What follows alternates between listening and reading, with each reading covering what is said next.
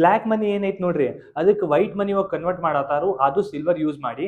Last ಮಟ ನೋಡ್ರಿ exactly ಇದು ಹೆಂಗ್ ಮಾಡತ್ತಾರ ಅಂತ ಹೇಳ್ಕೊಡತ್ತೇನ್ರಿ. ಬಹಳ ಸಿಂಪಲ್, ನಿಮ್ ಕಡೆ ಕ್ಯಾಶ್ ಇರ್ತೈತಿ ನೋಡ್ರಿ, ಅದ್ ನೀವು ಜ್ಯುವೆಲ್ಲರಿ ಕೊಡತ್ತೀರಿ, ಅದ್ ಕೊಟ್ಟು ನೀವು ಸಿಲ್ವರ್ ಯುಟೆನ್ಸಿಲ್ಸ್ ಬೈ ಮಾಡ್ತೀರಿ. ಈ ಯುಟೆನ್ಸಿಲ್ಸ್ ಬೈ ಮಾಡಿದ್ದು 2-3 ಡೇಸ್ ಹೋಗಿ ಅದೇ ಇನ್ನೊಂದು ಜ್ಯುವೆಲ್ಲರ್ ಕಡೆ ಹೋಗ್ತೀರಿ, ಅದಕ್ಕೆ ಸೆಲ್ ಮಾಡ್ತೀರಿ. ಆ ಕೇಸ್ ಒಳಗೆ ವೈಟ್ ಮನಿ ಅವ್ರು ನಿಮಗೆ ಕೊಡ್ತಾರೆ.